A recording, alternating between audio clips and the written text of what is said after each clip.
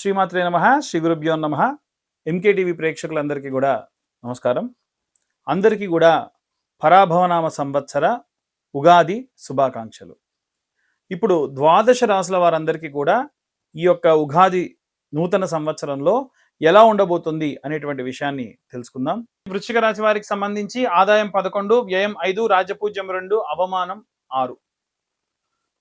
ఆదాయం వీరికి ఊహించకుండా పెరుగుతుంది. కష్టపడ్డారు కాబట్టి పెరుగుతుంది. రావాల్సింది కాబట్టి వస్తుంది. అన్ని రకాలైన సెక్టార్స్లో వీరికి ఆదాయపరంగా ఇబ్బంది లేదు. కానీ ఆకస్మికంగా వ్యయం కూడా అవుతుంది. మీరు ఎప్పుడైనా సరే ఖర్చు అవుతుంది అని అంటే తొందరపడి ఖర్చుకు ముందుకెళ్లకుండా జాగ్రత్త పడండి. ఈ సంవత్సరంలో తర్వాత 5 సంవత్సరాలు దీనివల్ల మీరు ఇబ్బంది పడకుండా లాభంలో ఉంటారు. ఆకస్మికంగా వ్యయం ప్రయాణంలో కూడా అవ్వచ్చు. ఊహించని ఖర్చులు, ఆరోగ్య సమస్యలు ఇలాంటివన్నీ కూడా ఉంటాయి. అందుకని ముందుగానే వీలైనంత వరకు ఇన్సూరెన్స్లు కానివ్వండి, ఏదైనా సరే హెల్త్ స్కీములు కానీ జాయిన్ అయితే మంచిది. మర్యాద మధ్యస్థంగా ఉంటుంది. మీరు ఒకళ్ళు మిమ్మల్ని పిలవాలని, మర్యాద చేయాలని, ఇన్విటేషన్స్ ఇవ్వాలని, నన్ను ఎక్కువ ప్రిఫరెన్స్ ఇవ్వాలనేది వదిలేయండి. ఎందుకంటే ఊహించినంత మేరకు మీకు ఈ సంవత్సరం అట్లాంటివి ఏమి జరగవు. ఉద్యోగంలో మాత్రం మార్పులు ఉంటాయి. ఖచ్చితంగా మీరు ఉద్యోగంలో చేంజెస్ అనేవి జరుగుతారు. వైవాహిక జీవితానికి సంబంధించి కొన్ని అపార్థాలు ఈ సంవత్సరం నివారణ చెందుతారు. గతంలో మీ మీద ఉన్నటువంటి కొన్ని రకాల ఇబ్బందుల నుంచి బయటపడతారు. కిడ్నీ రిలేటెడ్ ఇష్యూస్, మూత్రపిండాలకు సంబంధించినటువంటి ఆరోగ్య సమస్యలు రావచ్చు. యూరిన్ ఇన్ఫెక్షన్స్ గతంలో ఉన్నాయి, మళ్ళీ ఏమైనా తిరగతోడొచ్చు. బాడీ డీహైడ్రేట్ కాకుండా చూసుకోండి.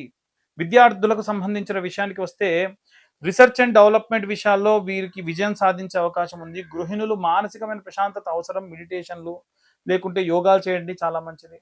చేతి వృత్తులు చేసేటువంటి వాళ్ళు అగ్రిమెంట్ చేసుకొని ఏదైనా సరే ముందుకు వెళ్తే వారు ముందుకు లాభం వచ్చే అవకాశం ఉంది. రాజకీయ నాయకులు జాగ్రత్తగా కాస్త గోప్యంగా ఉంచాల్సినటువంటి విషయాలు దాచి ఉంచితే మంచిది. ఏమైనా సీక్రెసీ మెయింటైన్ చేయకుండా నలుగురితో షేర్ చేసుకుంటే ఇబ్బంది పడతారు. అలాగే సినీ రంగానికి సంబంధించి ఏదైనా సరే ఆర్మీ సంబంధించి కానీ, నేవల్కి సంబంధించి కానీ, సోల్జర్కి సంబంధించి కానీ, లేదా చారిత్రకమైనటువంటి విషయాలు, సేనాధిపతులు, రాజులకు సంబంధించిన సినిమాలు తీస్తే వీరికి లాభం చేకూరుతుంది దర్శకులకు. వృశ్చిక రాశి వారికి సంబంధించి చేయవలసిన శాంతుల విషయానికి వస్తే సుబ్రహ్మణ్యేశ్వర స్వామి యొక్క హోమము, సుబ్రహ్మణ్య ఆరాధన, జంటనాగులకి పూజ చాలా మంచిది. మంగళవారం నాడు వీలైతే ఇంకా మీరు కుజగ్రహ శాంతి, ఓం క్రాం క్రీం క్రోం సహ కుజగ్రహాయ నమః అనేటువంటి మంత్రంతోని హోమము, అది ఒక 7000 సార్లు హోమం చేయాలి. 7000 హవిస్సులు వేయాలి. ఎరుపు రంగు వస్త్రాలు ధరించడం మంచిది. 7000 సార్లు హోమం కదండి, 7000 సార్లు హవిస్సు, నువ్వు నెయ్యి అందులో వేయాలి. మంగళవారం నాడు కోపాన్ని కంట్రోల్లో చేసుకోండి. అకారణంగా ఎవరిని దూషించకండి. ఎవరి మీద మీరు అక్కసు వెళ్ళబుచ్చుకోకండి. వృశ్చిక రాశి వారికి సంబంధించి గురు సంచారంలో భాగంగా ఆరోగ్యపరమైనటువంటి వృద్ధి ఉండాలి అని అంటే మిమ్మల్ని మీరు పట్టించుకోవాలి. ఎప్పుడు మిమ్మల్ని మీరు పట్టించుకోవడం మానేస్తే కష్టం. శని ప్రభావం చేత కృషి పెరుగుతుంది. రాహు గోచారముచే ఆకస్మికంగా మార్పులు సంభవించవచ్చు. ఆర్థిక విషయాల్లో జాగ్రత్త అవసరం. వృశ్చిక రాశి వారు కోప నియంత్రణ చాలా మంచిది. కోపాన్ని కంట్రోల్ చేసుకోండి. ఏవైనా సరే రహస్యంగా ఉంచవలసిన విషయాల్ని రహస్యంగా ఉంచకుండా నలుగురితో చెప్పడం వల్ల ఇబ్బంది పడవచ్చు. మంగళవారం నాడు సుబ్రహ్మణ్యేశ్వర స్వామి యొక్క ఆరాధన ప్రత్యేకమైన శక్తినిస్తుంది. వృశ్చిక రాశి వారికి సంబంధించి కుజుడు రాష్ట్రాధిపతి కనుక వీలైతే దగ్గరలో ఉన్నటువంటి సుబ్రహ్మణ్యేశ్వర స్వామి ఆలయాన్ని సందర్శించండి. అక్కడ వీలైతే నిద్ర చేయండి. వీలైతే అక్కడ ప్రదక్షిణాలు చేయండి. మొక్కులు ఏమైనా ఉంటే తీర్చుకోండి. తలనీలాలు లాంటివి ఏమైనా ఇచ్చేటువంటి అవకాశం ఉంటే ఇవ్వండి. ఉదాహరణకు హైదరాబాద్లో ఉన్నటువంటి వాళ్ళకు మనకు స్కందగిరి అనేటువంటి దేవాలయం ఉంది. మనకు విజయవాడకి వెళ్తే మోపిదేవి అనేటువంటి దేవాలయం ఉంది. అలా తిరుమలకు దగ్గరగా ఉంటే గనక తమిళనాడులో ఉన్నటువంటి తిరుత్తని, పళని, అలాగే కొక్కే, మనకు బెంగళూరుకి వెళ్తే హసన్ అనేటువంటి దేవాలయం ఉంది. ఎక్కడ సుబ్రహ్మణ్య ఆరాధనకు వీలుగా ఉన్నటువంటి దేవాలయాలు, చారిత్రకమైనటువంటి దేవాలయాలు ఉంటే సందర్శించడము, అక్కడ నిదురించడము విశేషమైన శక్తినిస్తుంది. ఇవన్నీ మనం గోచార రీత్యా చెబుతున్నటువంటి విషయములు మాత్రమే. డీటెయిల్డ్గా జాతకం కావాలనుకుంటే మీ పేరు, మీ date of birth, time, place కింద ఉన్న నెంబర్కు వాట్సాప్ చేయండి. 15-20 వేల రూపాయలు ఖర్చు పెట్టినా మీకు దొరకనటువంటి పీడిఎఫ్ ఫైల్ ఒక 80-90 పేజీల్లో మీకు జాతకం అంతా డీటెయిల్డ్గా ఇవ్వడం జరుగుతుంది. మీతో జాతకం గురించి మాట్లాడడం కూడా జరుగుతుంది. కేవలం 2511 రూపాయలు ఛార్జ్ చేయడం జరుగుతుంది. ఇంకా వీలైతే ఈ సంవత్సరంలో మనం ఏ ఏ రకాలైనటువంటి హోమాలు చేసుకోవాలి, పూజలు చేసుకోవాలి, ఏ మంత్రం చదువుకోవాలి, ఏ రెమెడీస్ తీసుకోవాలి, మనకు దశ, అంతర్దశ, విదశల వారీగా ఎలా ఉంది అనేటువంటి విషయాలు డీటెయిల్‌గా మీతో డిస్కస్ చేయడం జరుగుతుంది. అలాగే ఉగాది రోజున ఎటువంటి నియమ నిబంధనలు పాటించాలి, ఎలాంటి జాగ్రత్తలు తీసుకోవాలి, అలాగే అసలు ఉగాది అంటే ఏమిటి అనేటువంటి విషయాలు ఇప్పుడు మనం తెలుసుకుందాం. ఉగాది అంటే యుగమునకు ఆది అని అంటారు.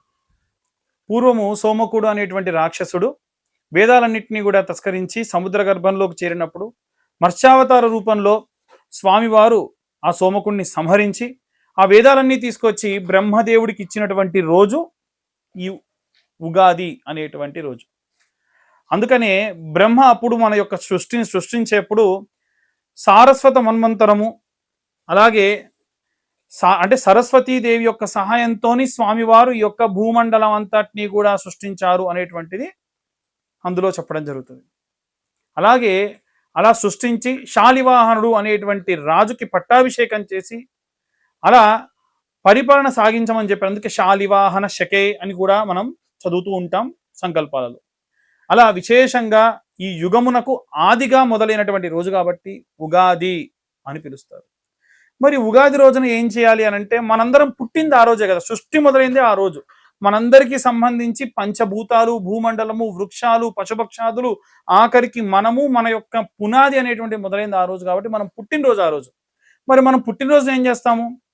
అభ్యంగన స్నానము అంటే శరీరం అంతా కూడా నూనె రాసుకొని, తలకు నూనె పెట్టుకొని, కుంకుడుకాయలతోని తలస్నానం ఆచరించి, విశేషంగా తల్లిదండ్రుల యొక్క నమస్కారం చేసుకొని, కొత్త బట్టలు కట్టుకొని, ఈ ప్రకృతి నుంచి వెలువడ్డటువంటి మొట్టమొదటి 6 రుచులు, షడ్రుచులు అంటారు. కారము, ఉప్పు, తీపి, చేదు, వగరు, పులుపు, ఇవన్నీ కూడా వీటన్నిటిని కూడా మనం ఆస్వాదించి మన జీవితంలో కూడా ఇవన్నీ కూడా కారణంగా మనం ముందుకెళ్ళాలి అనేటువంటి భావనతో ఉండాలి అనేటువంటిదే ఉగాది. కాబట్టి ఉగాది రోజున దేవుడికి నైవేద్యంగా ఉగాది పచ్చడి నైవేద్యంగా పెట్టి ఈ పదార్థాన్ని స్వీకరించి రాజదర్శనం చేసేవారు పూర్వం. అంటే రాజుయే మనకు పరిపాలించేటువంటి వాడు, భగవంతుడే రాజు రూపంలో ఉంటాడు కాబట్టి రాజదర్శనం చేసి రాజుకి ఏదో కానుక ఇచ్చేవాళ్ళు. ఇవాళ రేపు రాజు అంటే మనల్ని పరిపాలించే వాళ్ళు కాదండి. రాజు అంటే భగవంతుడు, శ్రీమన్నారాయణుడు. ఎందుకంటే మత్స్యావతార రూపంలో వచ్చాడు కాబట్టి, లేదా దక్షిణామూర్తి రూపంలో పశుపతిగా ఉన్నటువంటి రుద్రుడు. వారి ఇరువురి యొక్క దేవాలయాలకు వెళ్ళి, వీలైతే వెంకటేశ్వర స్వామి ఆలయానికి కానీ, రామాలయానికి కానీ, శివాలయానికి కానీ వెళ్ళి స్వామివారిని నమస్కరించి మీరు స్వామివారికి ఏదైనా కానుక ఇవ్వాలి. అలాగే అప్పటి నుండి ప్రకృతి మారిపోతుంది, బాటసార్లకు ఇబ్బంది కలుగుతుంది, పశుపక్షాదులకు ఇబ్బంది కలుగుతుంది, నీ పాటికి నువ్వు వెళ్ళి చల్లగా కూర్చుంటావు, వాళ్ళ పరిస్థితి ఏమిటనేది ఆలోచించాలి. కాబట్టి చలివేంద్రాలు కానీ, ఎక్కడైనా మజ్జిగ పంచేటువంటి వాళ్ళు కొంతమంది ఉన్నారు. మీ శక్తి కొలది మీరు 1 రోజుకో, 2 రోజులకో, 10 రోజులకో మజ్జిగ కానీ, మంచినీళ్ళు కానీ పంచేటందుకు మీరు ధనాన్ని వెచ్చించండి. దాని వలన మీ కుటుంబంలో సంతానం లేని వారికి సంతానము, వివాహం కాని వారికి వివాహము, ఆరోగ్యం బారని వాళ్ళకి ఆరోగ్యము. అంతెందుకండి, స్టీవ్ జాబ్స్ అనేటువంటి వ్యక్తి, మీరందరూ వాడేటువంటి ఐఫోన్ వాడేటువంటి వ్యక్తికి ప్యాంక్రియాటిక్ క్యాన్సర్ వచ్చిన తర్వాతకి ఇస్కాన్ టెంపుల్కి వెళ్తే వాళ్ళు చెప్పారు, ఇక్కడ అన్నదానాలకి, ఎండలో విపరీతంగా ఇబ్బంది పడుతున్న వాళ్ళకు నీటికి మీరు డబ్బు ఖర్చు పెట్టండి, మీ క్యాన్సర్ తగ్గుతుంది అంటే వాటితో పాటు ఆయన డైట్ చేస్తే తర్వాత 3 సంవత్సరాలు బతికాడు. ఇది ఎక్కడ దాకో పూర్వం వెళ్ళే పని లేదు. నవీన యుగంలో స్టీవ్ జాబ్స్ అంటే చనిపోయి మహా అయితే 2 సంవత్సరాలు అయిందేమో. ఆయన జీవితంలోనే మనం చూసాం. కాబట్టి మన హైందవ ధర్మం ఏం చెప్పినా మనల్ని, మన ఉనికిని ఇంకొక మెట్టు పైకి ఎదిగేట్టుగా చేసేటువంటిది. కాబట్టి విశేషంగా ఈ యొక్క నియమ నిబంధనలు పాటించండి. అందరూ కూడా ఉగాది రోజున వీలైనంత వరకు కూడా నియమ నిబంధనలు పాటించి తల్లిదండ్రుల్ని గౌరవించండి, సమాజాన్ని గౌరవించండి, భగవంతుడి యొక్క ధర్మాన్ని కాపాడండి. అందరూ బాగుండాలి, అందులో మనం ఉండాలి అని కోరుకోండి. సర్వే జన సుఖినో భవంతు.